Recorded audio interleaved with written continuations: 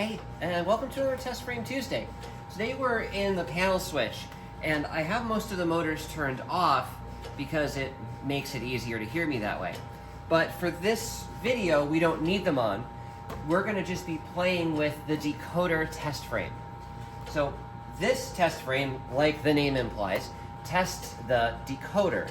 And to understand what the test frame is doing and what we're about to show you, we need to talk about the decoder a little bit.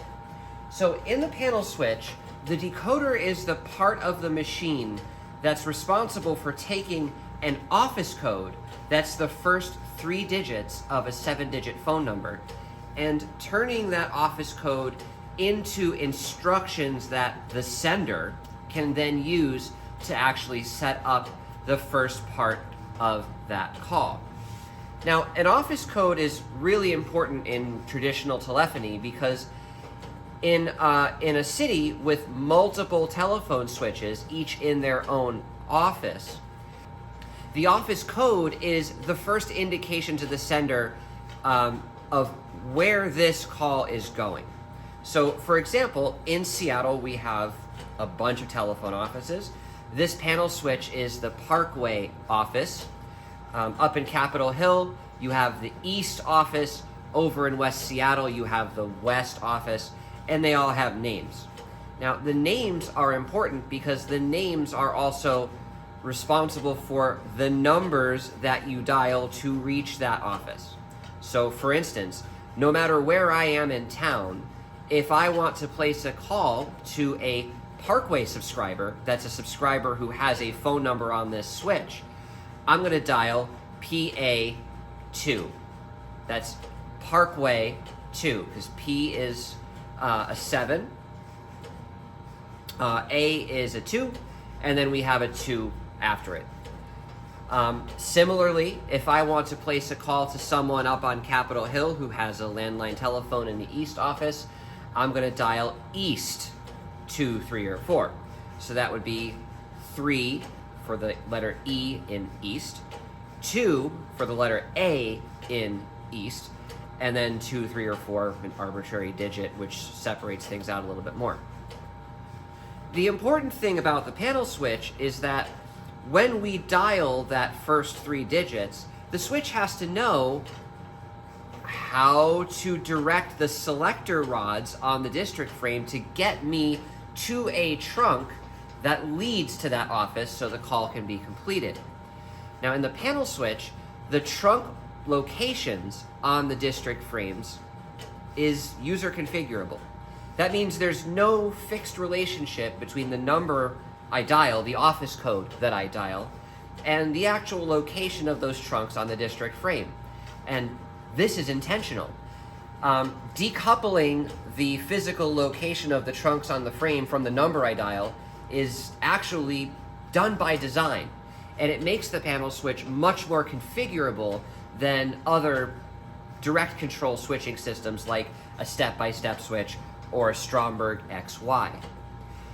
But in order to make the locations of the trunks configurable, we need a way of translating that office code, 722, 322, 232, whatever, into instructions for the sender that says, oh, those trunks are there. You need to connect to those terminals. That's where the decoder comes in. The decoder takes the office code as input, and then via a cross-connect field, it translates that office code into the set of instructions that the sender can understand. Now, there's actually 6 instructions, depending on how you count it, that come out of the decoder. 4 of those instructions are coordinates on the office frame and the district frame, and we're totally glossing over the office frame right now. So 4 of those instructions are coordinates, and the last 2 are have to do with the signaling that the sender is going to have to use once it connects to those trunks. So the decoder is really important, and it gets used once on every call. You pick up the phone, you start to dial a telephone number, and as soon as the sender gets an office code, it asks for a decoder through the decoder connector, it gets a decoder, and then it receives instructions back. This happens on every phone call. In a full office of 10,000 lines, at busy hour, we could be handling thousands of calls at a time. So each call, the decoder gets used once. This thing is very busy, and it's important to make sure that the decoder is returning results that are correct, that are valid, because if it doesn't return results that are correct and valid, then we could potentially screw up thousands of calls before we notice. So part of the way that we test the decoder to make sure it's okay is the decoder test frame. There are other ways to test it as well, but for right now, let's just talk about this guy. Okay, so I have this motor powered up. We want this motor powered up because part of the control fabric of this frame uses sequence switches. And you can see that if I start pressing operating keys here, these sequence switches start rotating, and these are taking the settings on the keys and turning them into inputs that the decoder can understand. So if I if I input 232, these sequence switches go to the 232 position, and this will get sent off to the decoder. All right, so how does this work? There are multiple tests we can do. One of the simplest tests we can do is a decoder test with a particular code. That just means that I'm going to input a particular code to the decoder, and we are going to see what it actually returns for that code.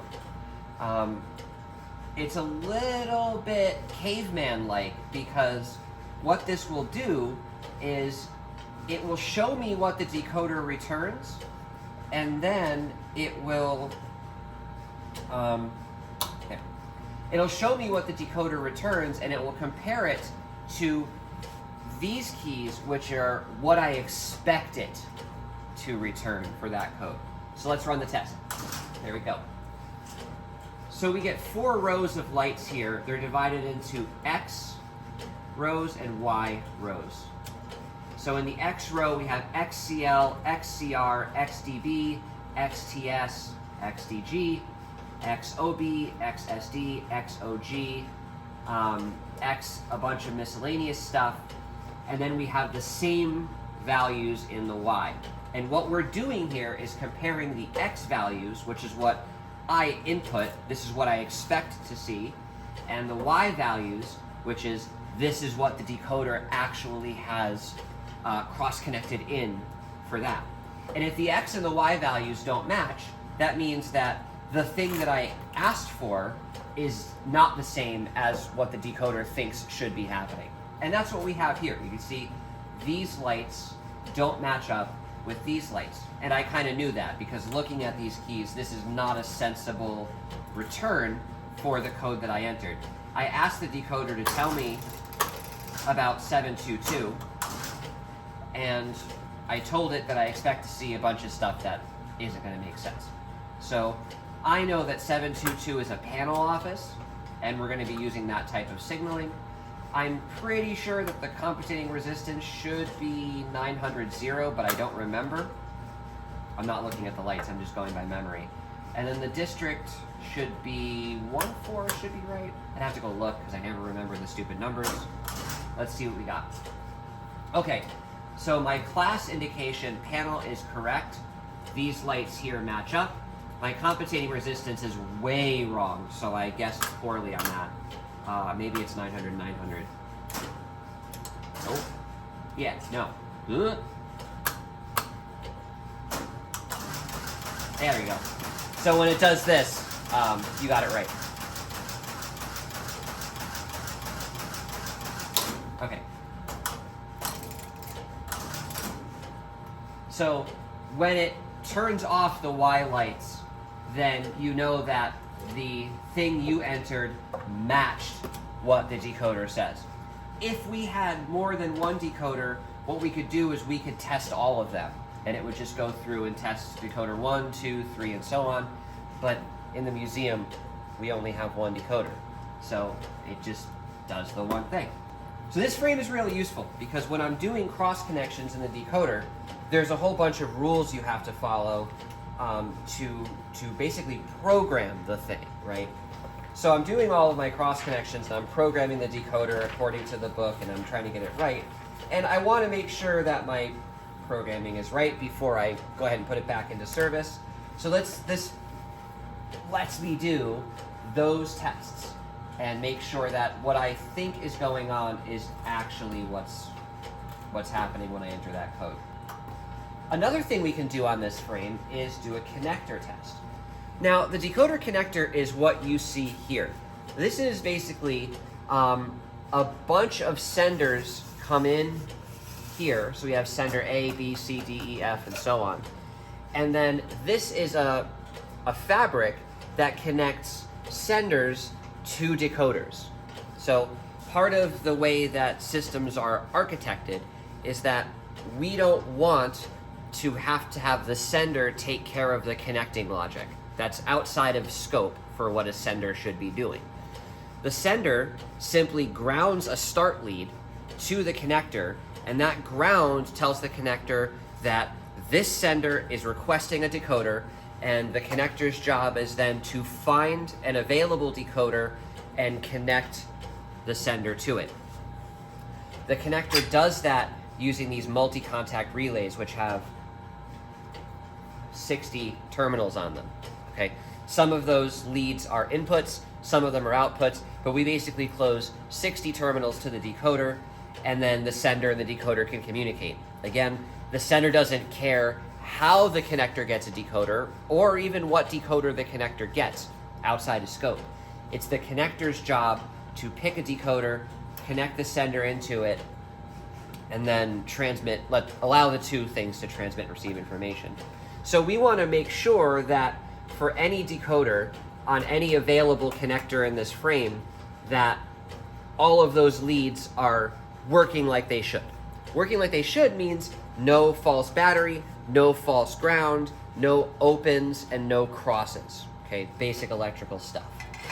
So what I can do is I can ask the decoder test frame to pick up all of the connectors that are available to it, and then go through and just test the continuity on all the leads. And that's going to happen up here at the Z lamps. There's a Z lamp for every lead that goes through the connector, and they'll either light or not light depending on the state of that lead in the connector. So there's ZA, ZPS, ZB, ZC, ZD, ZCL. All of the leads have names, and they're all represented here by lights. So let's do a connector test. Okay, this light doesn't matter. It's not actually hooked up to anything.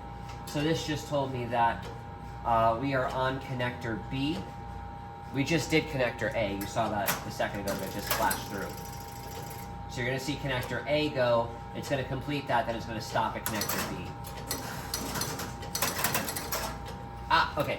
So connector A went, we moved to connector B, and we have a problem here at connector B. The ZCK3 lamp is not illuminated. These are not illuminated either, but we don't have those leads, so we don't care. This is the problem. And I know that's a problem, actually. I have a ticket for it. Decoder connector ZCK3 open on connector B, known issue, ignore. I don't remember what relay it is, but one of these relays has a broken terminal. It's somewhere in here. One of these relays has a broken terminal, and when the relay operates, that terminal just goes meh, and it doesn't actually close. So that is just, it's a damaged relay. Luckily, I don't care because we don't actually use connector B in service. We only need connector A. But nonetheless, this test frame will test all of the connectors, and it found that there is a problem on connector B. How do I fix that? Replace the relay. But again, since we're not using connector B, and we likely never will unless someone turns up more senders and more decoders,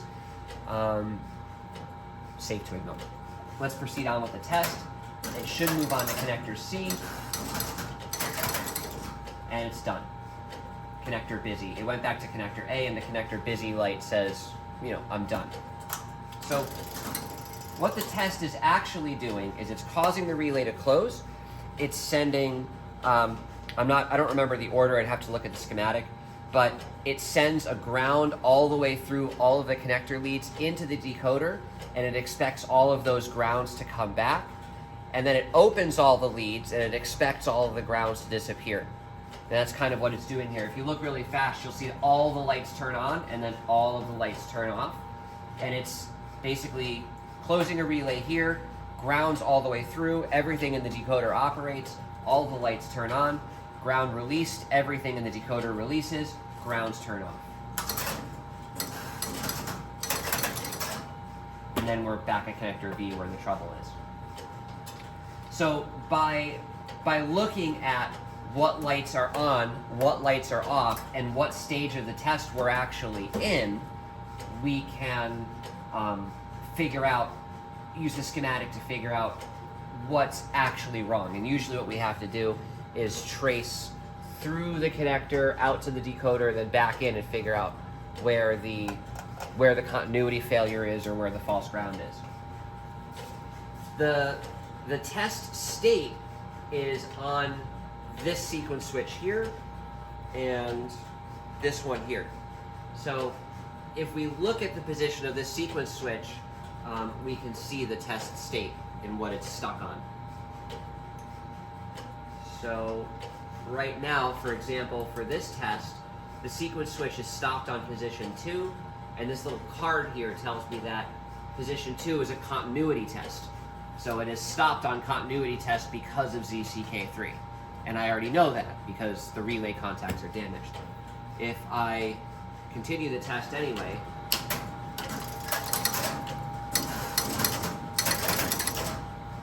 and then it goes back to 2 because it's done. So that sequence switch is what actually progresses the frame through the various test cycles it has to do.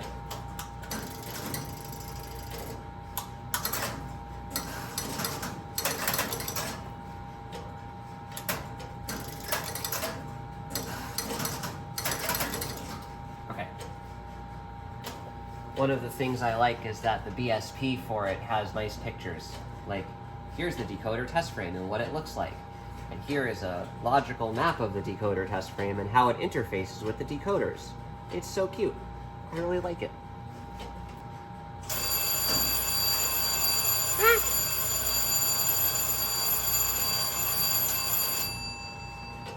One of the other things we can do, and I'll talk about this more in a minute, is trouble release tests. So there are times when the decoder will actually encounter trouble, and we want to make sure that it handles that trouble appropriately. Now, the way it's handled in real panel offices is that you have multiple decoders. In the museum, we only have one, again, because that's all we have, but in real life, you'd always have more than one. So when a decoder is doing its job, part of what it does is it does self-tests on every call. The self-test only takes a few milliseconds, but it will test its entire operation, and if anything is not going well, it will send a TRL, or trouble release signal, back to the sender that causes the sender to go, okay, that didn't work, I don't know why, I don't care, but I have to release this connection, and the sender will then drop off. The decoder in trouble then does two things. It makes itself busy for a number of seconds, and it also sounds an alarm. Now, it makes itself busy so that when that sender goes back and tries to access a decoder again, it won't get the same one. Okay, that's like a feature that says, this failed, you're gonna try again, sender, because that's your job. But when you do try again, you're gonna get routed to a different decoder. So it makes itself busy for a few seconds. The second thing is it rings an alarm. The intensity of the alarm varies with the persistence of the trouble. See, most troubles are not completely blocking. Most issues are maybe a wire is crossed for this office code only, and the decoder will work for every other office code. So we're not going to take it completely out of service just because one thing failed. Again, most troubles are limited in scope and sometimes transient. So what we're going to do is drop ourselves out of the round robin for a second, and then we're just going to let the sender try again. This guy will get a different decoder, and we'll just move on with our lives. Ring a bell, someone will come over.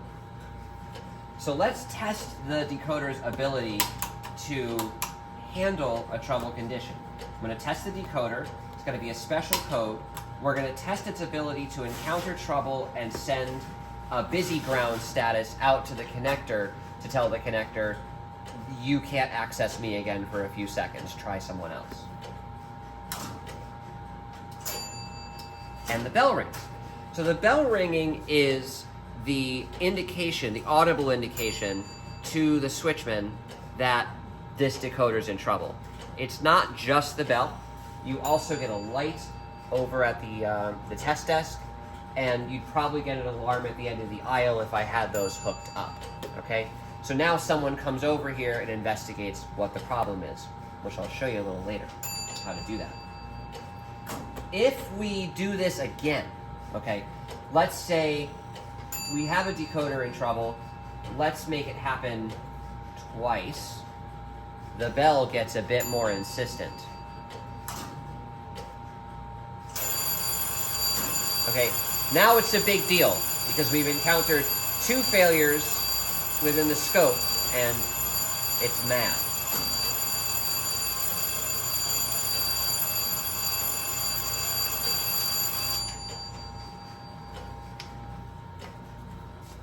And when that happens, I have to physically go over there and release the alarm. Now, I released the alarm because I knew it was me that was causing the trouble. I am the source of these problems. But in real life, before you release the alarm, you have a little work to do. So let's go talk about that real quick. So for the next part of this video, I'm going to need to turn the rest of the motors on. It's going to get a little bit louder in here, but I'll try to speak up. I'll be right back. All right, so in addition to the decoder test frame, the other thing they give you is the decoder trouble indicator. Now, it is, again, what it says on the tin. This indicates trouble. Normally, these lights are off, and that's good. But when the decoder encounters problems, the lights can turn on, and that's a bad sign. But the lights help you determine what was happening in the decoder when the problem occurred. And that is the critical part. The decoder completes its entire operation in about 0.3 seconds. So there's no way for a decoder failure to occur and then have someone be able to magically walk over here and understand exactly what was going on when that failure happened. The lamp readout is critical for any kind of real diagnosis of failure. So this is the guts of the decoder in here. And most of these relays, so down here are the input relays. This is what the sender is sending in. Here are the output relays. This is what's getting sent back to the sender. And before the decoder releases itself, before it says, my job is complete, the path to operate the release relay, this is the actual relay that lets the decoder say, I am done, I'm going away now. The path to operate that relay is actually really long and complicated. It goes down here, goes in here, goes in there, and then the ground is all the way down here. So if we want to operate this release relay, we have to satisfy this entire path of relays that must operate first. This is not an accident. This is, again, obviously by design, right? So ground is here. I want to operate the release relay because I'm done being a decoder. But the only way to get this relay to release is if this entire path is satisfied. Now, the path is arranged of things in series and things in parallel. So in order for ground to get out of here, for example, you must have the CRB relay operated. So CRB, or CR7 or CR4 or CR2 or CR1 or CRO. So if any of these relays is not operated, that's a failure. The ground stops right here. The release relay never operates, and you get an alarm state. So I'm not going to go through this whole thing right now because probably best for another video. And again, I'm really excited. I do want to do a video about how the decoder works circuit-wise because it's incredibly clever. But for the purpose of this now, let me just show you this lamp panel, how it works, and then we'll talk a little bit about how I diagnose that in general terms. What I need to do is go start up the call simulator, and then we're going to make some calls fail, which will make the decoder very upset about itself, and then you'll see the lamp indication happen over here. Be right back. Okay, so we're going to get some decoder operations now.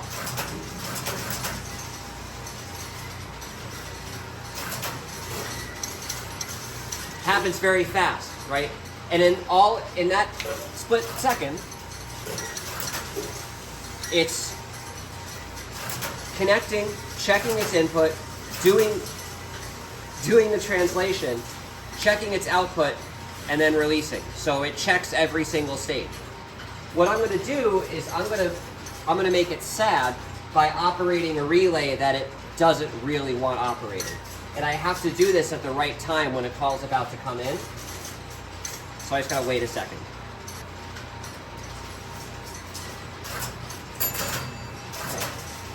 So made it upset. The call simulator is gonna get mad. And what I can do is turn on the lamps. That bell's gonna keep ringing. And these lamps tell me which connector frame, that's the stuff over there, which decoder, which is the only one we have, which sender requested the decoder, which is important because the problem might be in the sender. It might be in another castle. And then what number was actually asked for by the sender. So we got 832, and then it would show me if,